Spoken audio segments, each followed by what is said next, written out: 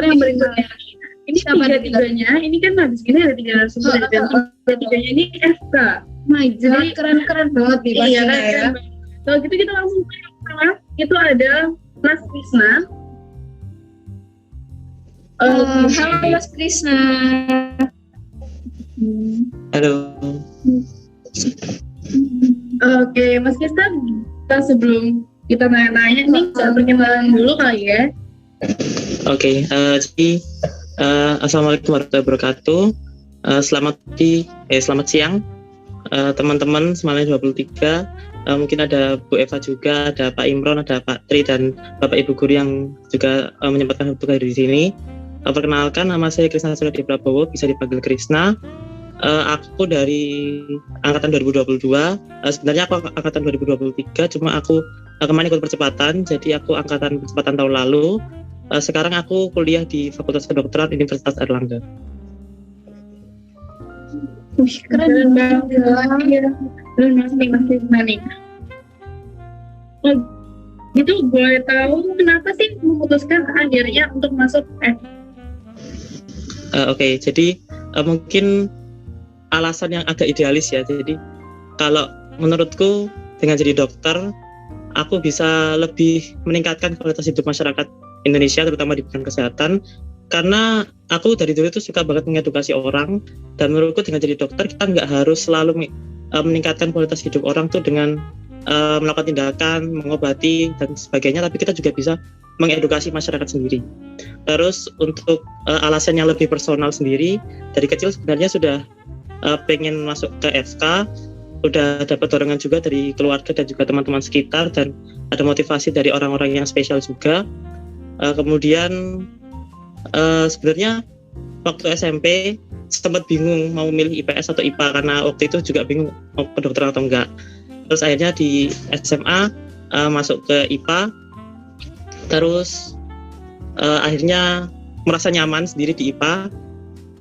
Dan waktu kelas 11, waktu pelajaran biologi, mungkin teman-teman masih ingat, itu kita mempelajari tentang anatomi dan fisiologi manusia, dan di sana aku menemukan kenyamanan tersendiri untuk mempelajari hal-hal itu.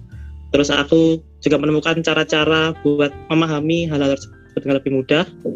Jadi semakin memantapkan niatku untuk masuk ke FK sendiri.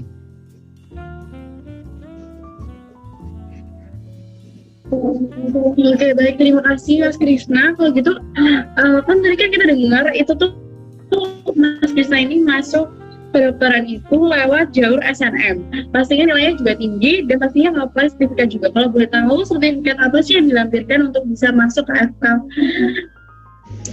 Jujur, kalau untuk sertifikat aku nggak ngelampirin sertifikat apa-apa. Cuma karena aku mendapatkan informasi dulu bahwa di FK UNER sendiri pasti mau menerima yang namanya ranking 1 paralel, sehingga waktu itu aku mencoba mempertahankan nilaiku, terus meningkatkan juga nilaiku biar bisa dapat ranking 1 paralel itu, dan alhamdulillah juga dapat ranking 1 paralel, akhirnya bisa masuk ke FK UNER sih. Jadi nggak pakai sertifikat. Oke, dan malah dia bisa 1 paralel loh di sini lagi. Nah, gimana sih cara Mas Krisna nih buat keep up di Semangat cuma dalam waktu 2 tahun doang, terus berhasil lagi ranking 1 paralel? Kalau cara keep up di Semangat sebenarnya simple ya. Jadi kalau aku dulu ada tugas itu segera dikerjain, jangan ditumpuk-tumpuk. Intinya gimana cara aku mengorganisasi tugas-tugas itu yang sebanyak itu dengan waktu yang juga sangat singkat.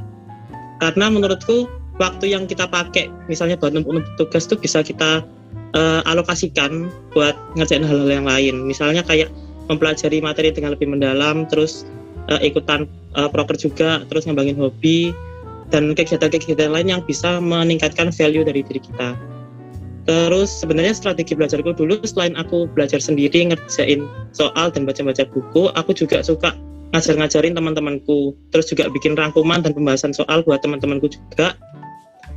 Dan hal-hal itu hanya sempat aku kerjain kalau misalnya aku sudah menyelesaikan kewajiban-kewajibanku dulu, yaitu dikerjakan dulu tugasnya, baru kita ngerjakan hal-hal yang lain. Oke, enak sharing itu sharing. Iya. Jadi ternyata di sini perjuangannya Mas Krisna ini nggak main-main ya buat bersama-sama. Mungkin tadi Mbak Mas angkatan 23 ada yang mau ditanyakan?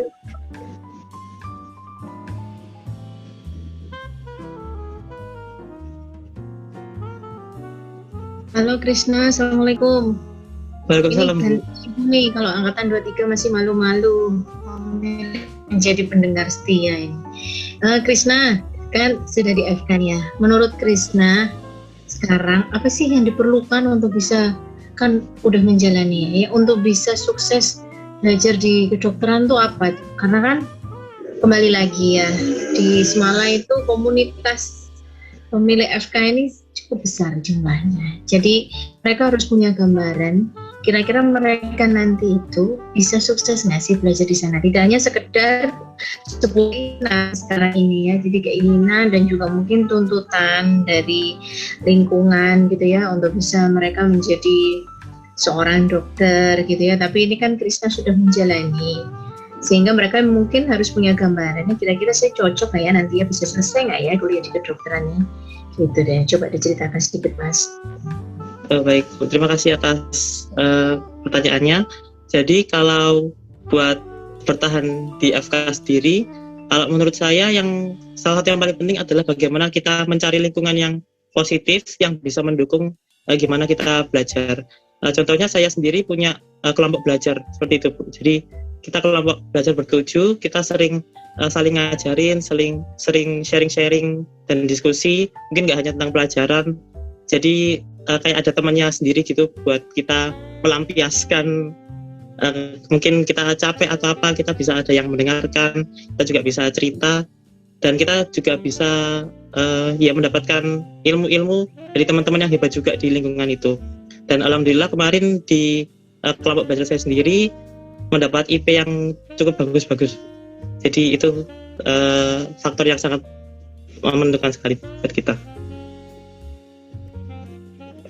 Tetap ya, kuncinya belajar loh ini ya, tetap kuncinya.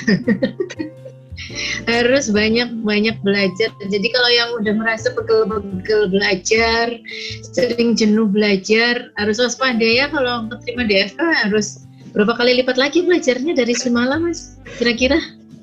Kalau semester 1 kemarin sebenarnya untuk kuliahnya sendiri nggak terlalu sibuk-sibuk. Jadi lebih banyak kita melakukan kegiatan-kegiatan kemahasiswaan. Cuma ya tetap harus belajar biar kita bisa dapetin materi-materi dasar itu, biar nanti kita di semester-semester berikutnya nggak terlalu kesusahan juga. Nah itu dia. Bagus, terima kasih Krisna. Ya, terima kasih Bu. Jadi kuncinya tadi itu jangan pernah merasa cukup ya. Iya. Terus kita Meskipun udah pinter tuh sih harus belajar lebih benar. Terus kita juga harus nyari teman belajar yang baik sama yang baik ya. Benar banget seperti Mas Krisna. Mungkin Mbak Mas angkatan 23 nih, ada yang mau tanya lagi nggak?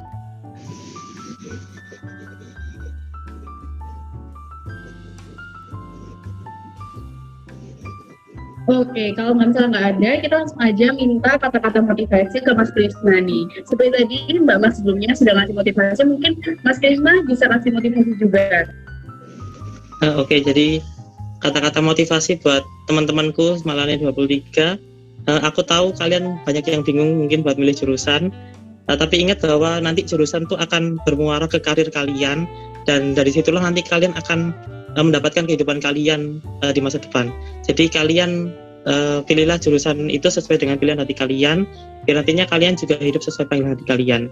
Jangan lupa berusaha, berdoa, dan terus berbuat kebaikan. Oke, kalau gitu terima kasih banyak Mas Krisna udah mau sharing-sharing.